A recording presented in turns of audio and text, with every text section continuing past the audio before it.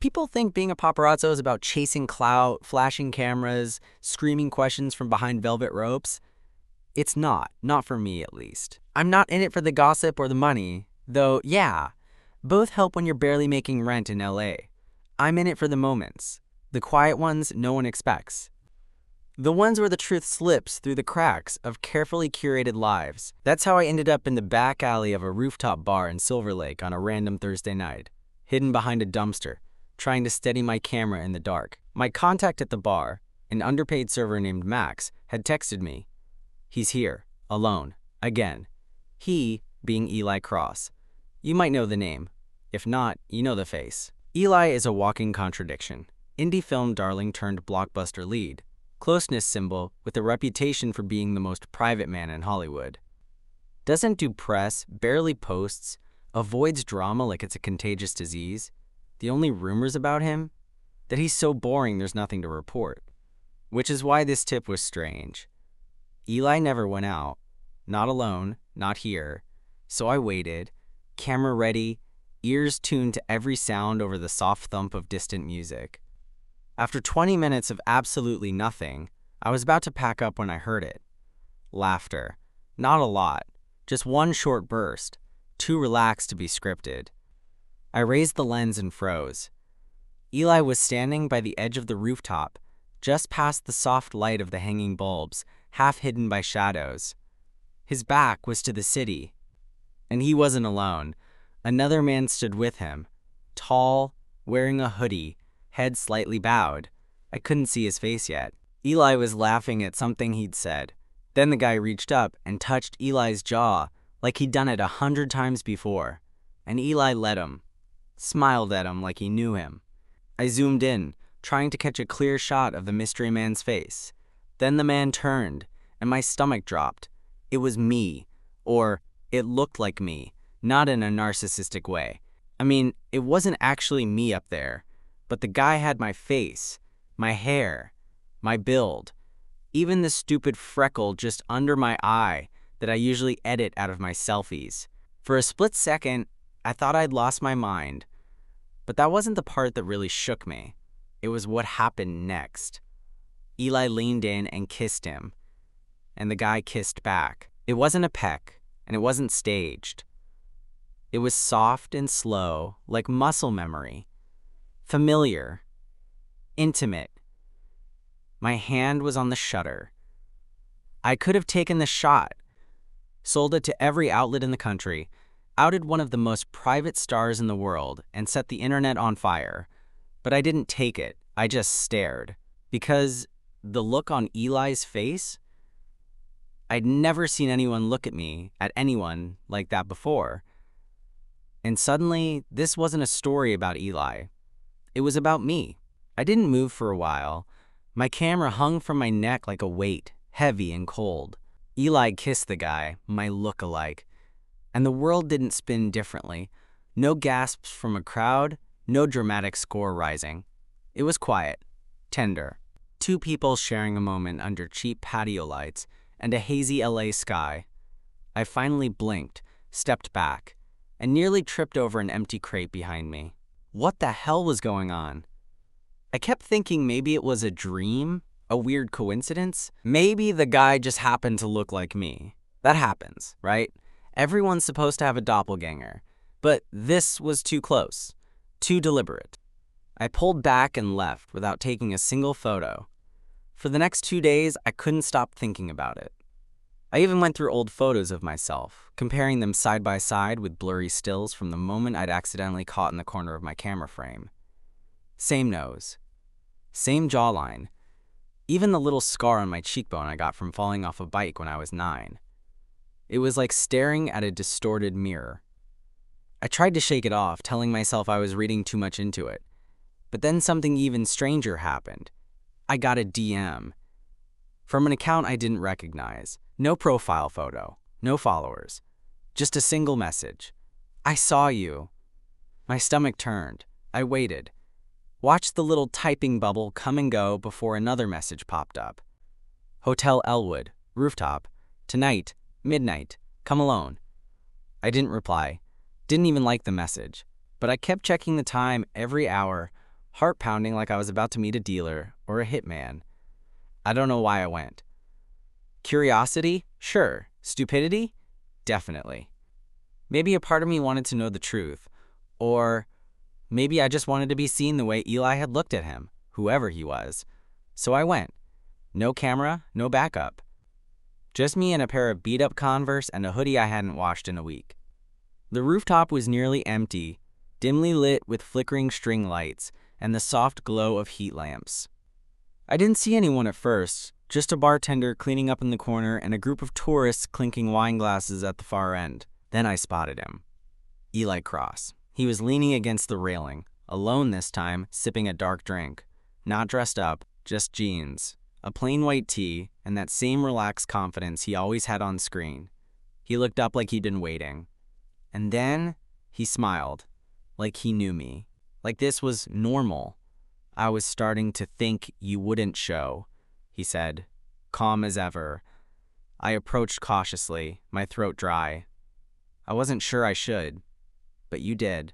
His voice was softer than I expected, less actor, more person, real, present. I stopped a few feet away, watching him carefully. Why me? He tilted his head, like he was genuinely amused. Why not you?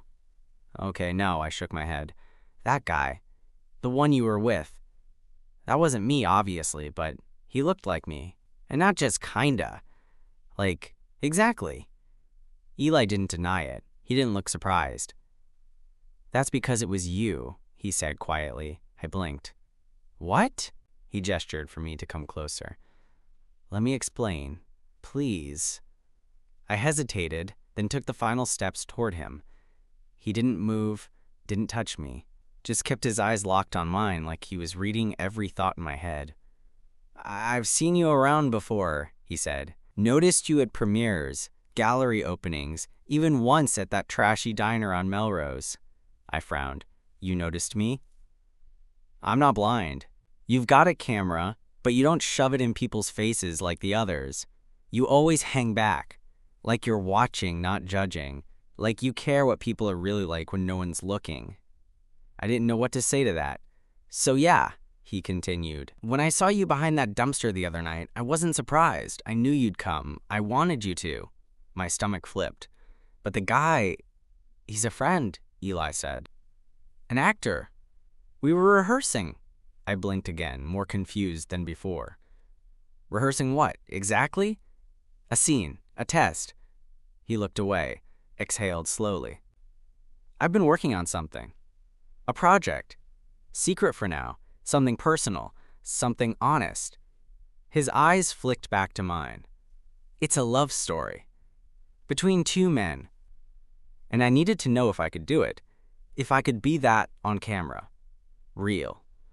Vulnerable. Intimate. He stepped a little closer, and my pulse jumped. I picked him because he could mimic you, but it wasn't right. It wasn't you, no matter how hard we tried. I swallowed. So what? You want me to act in it? No. His voice dropped, almost a whisper. I want to know you. I didn't expect that. Not from someone like Eli. Not from anyone. He looked unsure for the first time. Like he didn't know how this would land, like he wasn't used to not knowing. Can we talk? He asked. Somewhere quieter? I should have said no. I should have walked away. But I didn't. Because for the first time in a long time, someone wasn't trying to hide from my camera. They were trying to see me. We didn't go far. Just down 2 floors to one of the hotel's private lounges.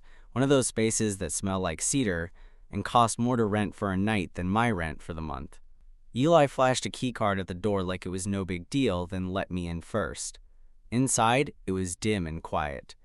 Leather couches, low lighting, walls lined with books that probably hadn't been opened since 2007.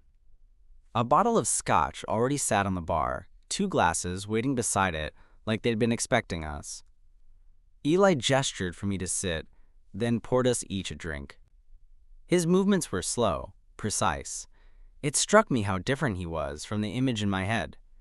The polished actor in magazine spreads, always in motion, always guarded. This version? He was still, and he was looking at me like I was the only thing in the room. "You don't drink scotch," I said, mostly to say something. He smiled faintly. "No, but you do." I blinked. "How would you know that?" "I notice things." That shut me up. I took the glass, let it sit in my hand a moment before taking a sip. It burned the way I liked it. Sharp at first, then warm all the way down. Eli sat across from me, elbows on his knees, gaze steady. "So," I said slowly, "you made a fake version of me. You kissed him. You filmed it?" He nodded once. "Not for press. Not for anything public. It was just for me. I needed to see what it would look like." "And what did it look like?" He gave a half shrug. "Wrong. Forced. Like I was pretending." My mouth was dry, and it wasn't from the scotch. "Why me?" I asked again, quieter this time. "I'm nobody." "You're not," he said. "You're real. You see people." "That night, when I kissed him, I knew you were watching. I wanted you to see." "Why?" I whispered.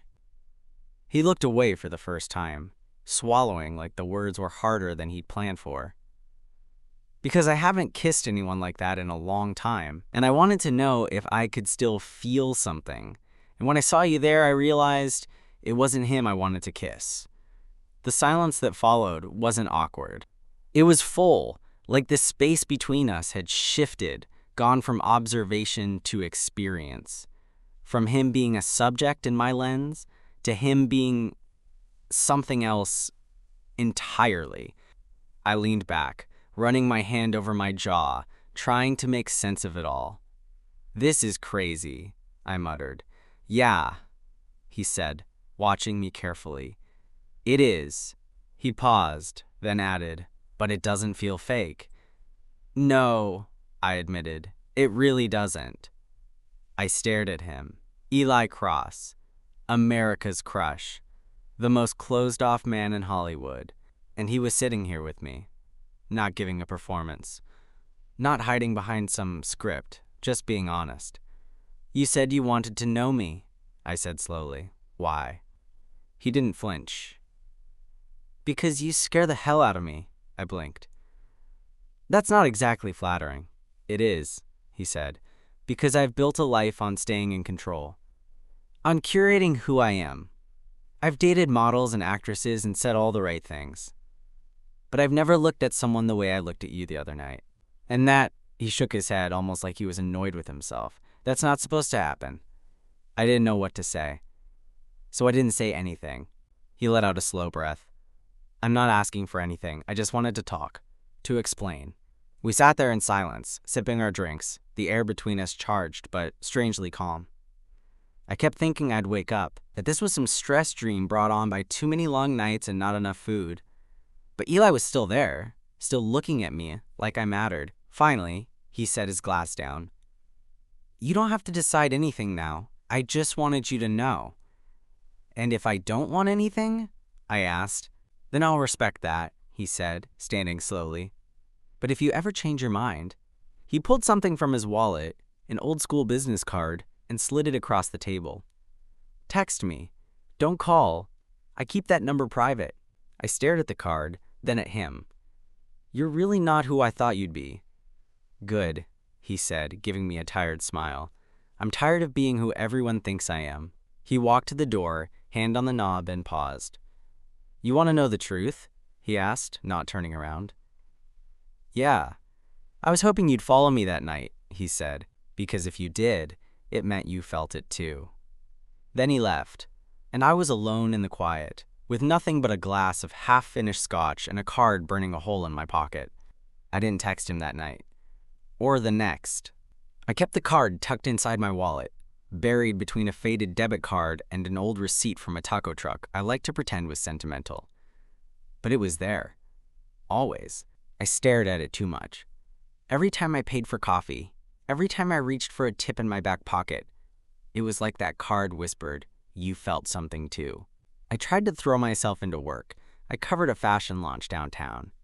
Camped out for 3 hours in a parking garage just to get a photo of a singer stepping out of a Tesla. I even went back to that diner on Melrose, the one Eli mentioned. I sat in a booth by the window, nursing a black coffee, pretending it was just another job, another quiet corner of the city I was trying to document. But nothing felt the same. I couldn't stop seeing his face. Not just the face I knew from movies, but the one from the lounge. Unguarded, tired, hopeful. I didn't know that version of him, but I wanted to. Which is why, on the 5th day, just past 11 p.m., I texted him. "Me. Still up?" The typing bubble appeared almost instantly. "Eli. Always." 2 minutes later, another message. "Eli. You still at the diner?" I froze. "Me.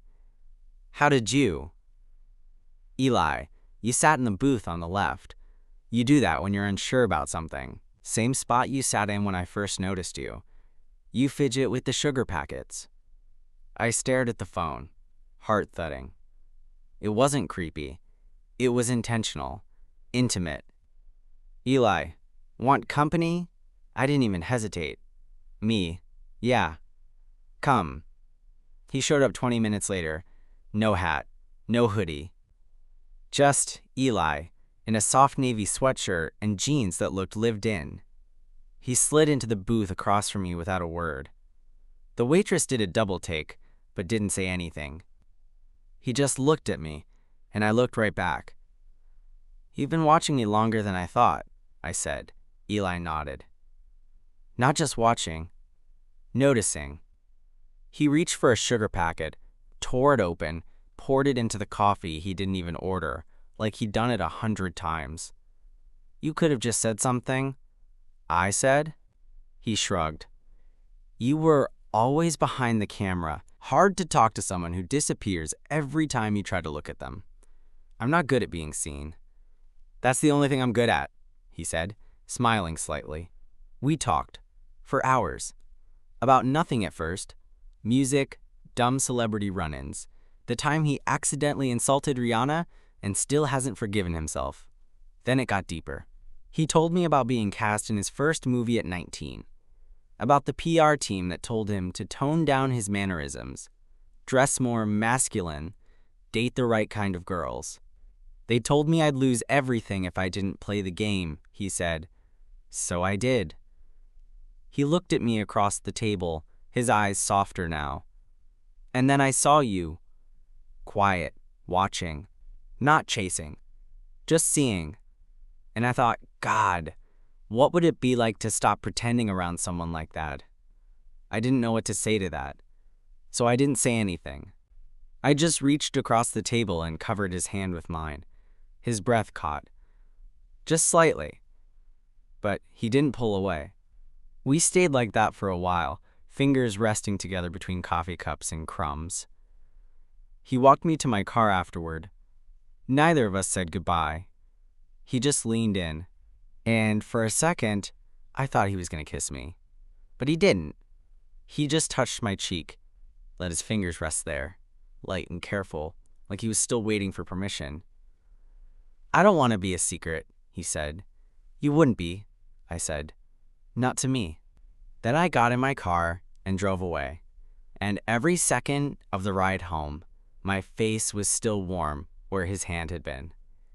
The next morning, everything felt louder. The birds, the street cleaners, the creak of my apartment floorboards, like the world was trying to pull me back into normalcy. But I wasn't sure what normal even meant anymore. Something had shifted. Quietly, but permanently, I couldn't stop replaying the night in my head. His voice, his eyes, the way he didn't kiss me. I kept wondering if I should have kissed him first, if he'd wanted that. If I was too slow, I wasn't used to being the one in front of the lens. I was used to hiding behind it, watching life happen to other people, and now it was happening to me. Later that day, I got another message from Eli. "Eli, dinner, my place. Tonight." "Me, time?" "Eli, 7. Bring something casual, not a camera." I replied with a simple, Okay, but my hands were shaking as I typed it. When 6:30 rolled around, I changed my shirt 3 times before giving up and going with the same black tee I always wore when I didn't want to overthink things. I showed up at his place 10 minutes early, standing outside the gate wondering if I was completely out of my depth. Then the door buzzed, and his voice came through the intercom.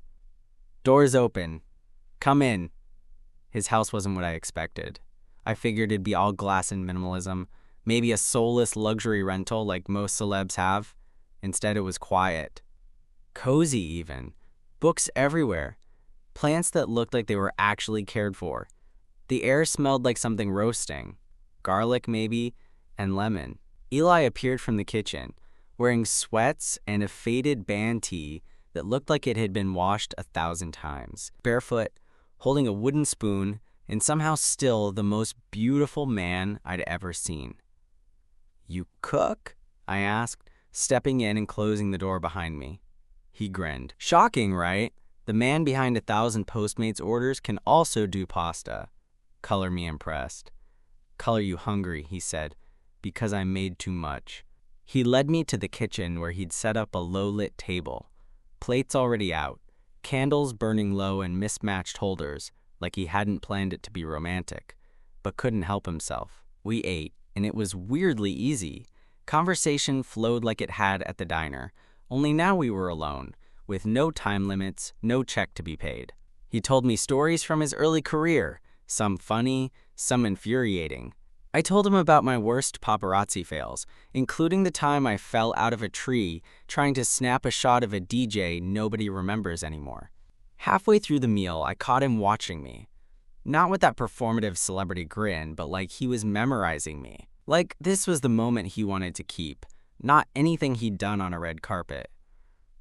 "What?" I asked. He shrugged. "I don't know. I'm still trying to believe this is real." I looked down, shy without meaning to. "Yeah, me too." After dinner, we moved to the couch, drinks in hand. The lights were low, the music soft. He sat close, closer than I expected. His knee brushed mine and stayed there. We didn't talk for a while. We just sat there, breathing, feeling. It was the kind of quiet that didn't need filling. At some point, he turned toward me. "Can I ask you something?" I nodded. "What scares you more, being seen or being misunderstood?" I stared at him, caught off guard. "Being seen," I said after a beat, "because then there's nowhere to hide. If people misunderstand you, at least you can say they never really knew you." Eli nodded, looking down at his glass. "I've built my whole life around being misunderstood," he said, "and I'm starting to think that's just another kind of hiding." I didn't say anything, because I knew exactly what he meant. He set his glass down and turned to face me fully. His voice was quiet when he spoke again. "I want to kiss you." It wasn't a question. It wasn't a line. It was honest, vulnerable. The kind of sentence that strips away all pretense and leaves only truth behind. I nodded once, and he leaned in. The kiss was soft, slow, not performative, not rushed, just real. His hand touched my face like it had the night at the diner, but this time he didn't stop.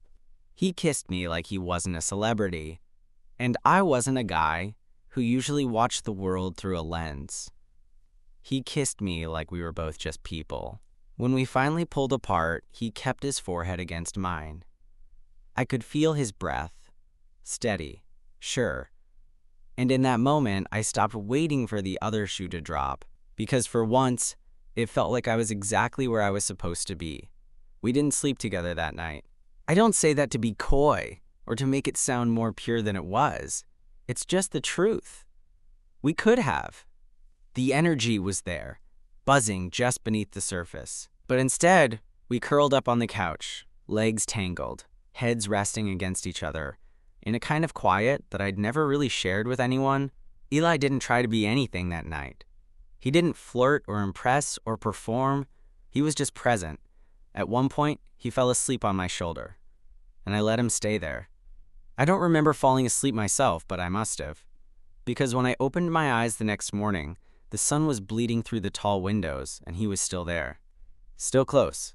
Still asleep, mouth slightly parted, hair messy in a way that didn't look like any movie he'd ever filmed. I lay there for a long time, trying not to move, and then his eyes fluttered open.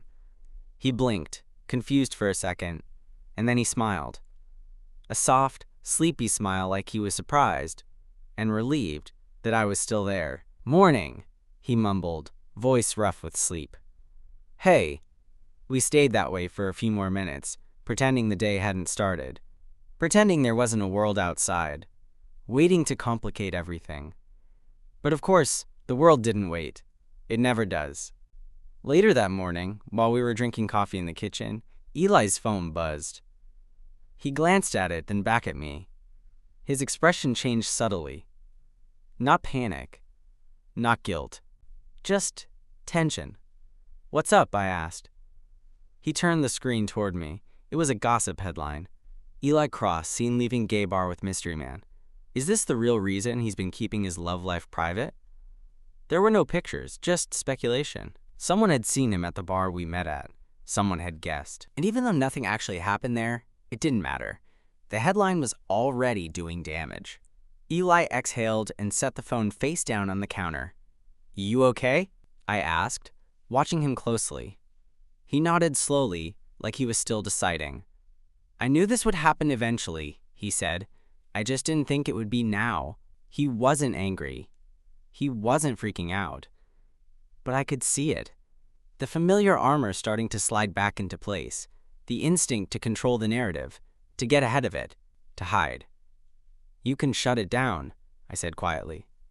"Say it was nothing, that you were meeting with a producer. No one even has a photo." Eli looked at me, really looked. And then, in a voice lower than before, he said, "Do you want me to?" The question landed hard. It wasn't just about PR. It wasn't just about headlines. He was asking if I wanted to stay hidden, if I wanted us to stay hidden. And the truth was, I didn't know the answer. Part of me still lived behind the camera, still flinched when the spotlight shifted my way. I wasn't used to this, to being seen. But I also remembered how he looked at me that night, how it felt when he said he didn't want to be a secret. So I said, "No, I don't." And just like that, his whole face changed. Not dramatically, just looser, softer, like he was letting go of something he'd carried too long. "Then I won't," he said. It should have felt terrifying, but instead it felt honest. That day, we didn't go into hiding. We went out. To a bookstore in Les Felices. To a tiny cafe with mismatched chairs and too many potted plants. We didn't hold hands, but we didn't avoid each other either. We didn't rush, we just existed. And that was more radical than anything else. When someone recognizes you in public, really recognizes you, there's this flicker in their eyes. A shift from casual to aware. I saw it a few times that day. A barista's eyebrows raised. A college kid at the next table subtly snapping a photo. Eli didn't flinch. He smiled. He kept talking to me. Later, back at my place, I asked him if he regretted any of it. "Not even a little," he said, and I believed him. That night, he stayed over again. This time, we didn't sleep on the couch. And yeah, we crossed that line. It wasn't rushed. It wasn't about lust or tension or release. It was about trust, about choosing each other in the most vulnerable way. And when it was over, and we were lying there in the dim light, our fingers intertwined and our breaths slowing together, I realized something I hadn't dared to believe. This wasn't an accident. This wasn't some impulsive thing. This was the start of something real. It had been 3 weeks since that night. 3 quiet, steady, deeply weird weeks. Weird in the best way. The way you feel when your life subtly realigns and suddenly nothing tastes or sounds the same. My apartment, once a refuge where I used to edit for hours in silence, had become warmer, fuller, lived in. Eli had left behind a hoodie, a phone charger, his cologne on my sheets. We weren't out, not officially, but we weren't hiding anymore either. Sometimes we'd meet up late, after his shoots, or after I finished a stakeout. We'd walk side by side down side streets or grab dinner at places that didn't care who he was. And if someone recognized him, fine. If someone took a blurry photo of us leaving a restaurant, also fine. But things started to change once the gossip picked up speed. That blurry photo made it to a blog, one of the sleazier ones, with a headline designed to bait the worst parts of the internet. Eli Cross caught on a date with male photographer. Is Hollywood's heartthrob gay? No confirmation, no denial, just the same pixelated image of us, half-lit and out of focus. But the comments were sharper, some supportive, most not. People called him a liar, said he'd betrayed the fans, that his whole career was built on a false image, and now the truth was ruining it. He tried to brush it off at first. I knew it would happen, he said one night while we were lying in bed, his head on my chest. It's fine. But it wasn't fine. I could tell. He got quieter, more distracted. The script he'd been working on suddenly went cold. He postponed a meeting with his team. One night he flinched when someone called his name across the street, not because of danger, but because he didn't want to turn around and see the look in their eyes. It started to chip away at him, and I hated that. One night we were out on the balcony at my place, the city buzzing beneath us, and he finally said it. I think I should just tell them. I didn't say anything at first, just watched him as he stared out at the skyline, eyes tired but determined. Are you sure? I asked eventually. No, he admitted. But I'm more tired of pretending than I am scared of the fallout. What about your career? He looked over at me. I'm more worried about losing this. He didn't have to explain. I knew what he meant. The next day, he scheduled a one-on-one interview. Not a press conference, not a PR stunt, just one journalist, someone he trusted, someone who'd get the tone right. He didn't name me directly. He didn't have to. He talked about love, about hiding, about what it feels like to finally stop pretending. And he ended it with a simple line. I'm in a relationship with someone who sees me, and for the first time in my life, I see myself too. The internet exploded. There were think pieces, meltdowns, celebration threads, people who were furious, people who were elated. The hashtag #EllaSeesMe trended for 2 days straight.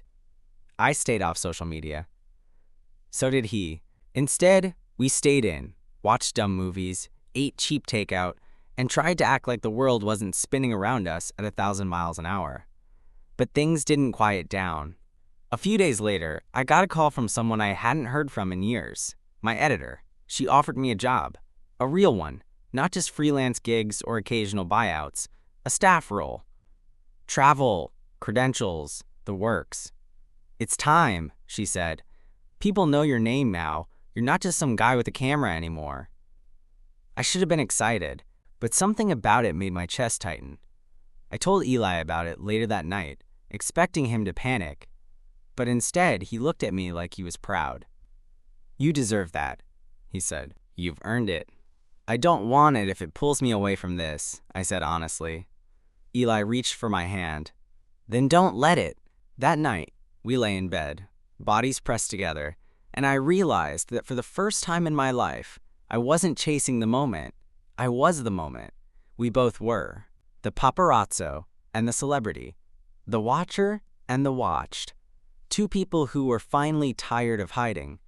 The first time someone stopped us on the street, it was raining. Not a cinematic drizzle. Not a soft, gentle pour. It was a soaking, wind-blown mess that had us sprinting into a corner cafe, half laughing, half cursing, dripping wet and looking like idiots. We shook off in the entryway, Eli trying to wring out his hoodie, me tugging off my camera bag and checking to make sure nothing important had drowned. That's when a guy approached us, mid-20s, shy smile, glasses fogged over. He looked nervous, holding his phone like he wasn't sure if he should be doing this. Sorry, he said, voice low. I wanted to say thank you. Eli blinked. For what? The guy glanced between us. For being out. For not hiding. For showing people like me that you can be like this. And be okay. We stood there, dripping, silent. Then Eli smiled. His real smile, the one I'd learned, didn't come easily. And he said, "Thanks for saying that." The guy walked off, not even asking for a photo. And I think that's when it hit both of us. This was bigger than gossip blogs, bigger than comments or PR backlash. We had become something else. Not symbols, exactly, just proof. Proof that it was possible. That night, Eli and I sat in the same cafe booth for hours. The storm kept people indoors, so the place was quiet, just the low hum of espresso machines and the occasional shuffle of chairs. "I've been thinking," he said, fingers tracing the rim of his mug. He smirked. "I want to tell the real story." I raised an eyebrow. "You're coming out?" "No, us. I want to tell the story about the night it started. The alley, the kiss, the mistake, the not mistake. All of it. You want to make a movie about it?" I asked, half joking. But he nodded. "I do." I stared at him, unsure if I was flattered or terrified. "That's bold. I'm tired of stories that only show the aftermath, the pain, the trauma, the loss. I want to show something else. A love that happens anyway. Even when it shouldn't. Even in the shadows." He looked at me. "And I want to tell it with you." The old me would have laughed. Shrugged it off. Said something snarky like, "Who's gonna play me, huh?" But I didn't. I just reached across the table and took his hand, and I said, "Okay." Months later, the project was announced. He wrote it, I co-wrote it. We weren't actors, but the leads were cast to look uncannily like us. A-list star power. Independent spirit. A queer love story wrapped inside a story about image and risk and quiet bravery. The press called it ambitious. The blogs called it reckless. We didn't care. The night it premiered at a festival, we walked the carpet together, hand in hand.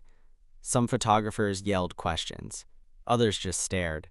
I saw flashes, lenses, the chaos of it all. For the first time in my life, I wasn't the one behind the camera, and I didn't want to be. Eli leaned in and whispered, "Are you okay?" And I smiled. Because I was. We took our seats inside the theater. The lights dimmed. The film began. And as the first scene flickered onto the screen, a man in an alley, holding a camera, watching something he doesn't yet understand, I felt his fingers brush against mine. We held on. Through the story, through the applause, through everything after.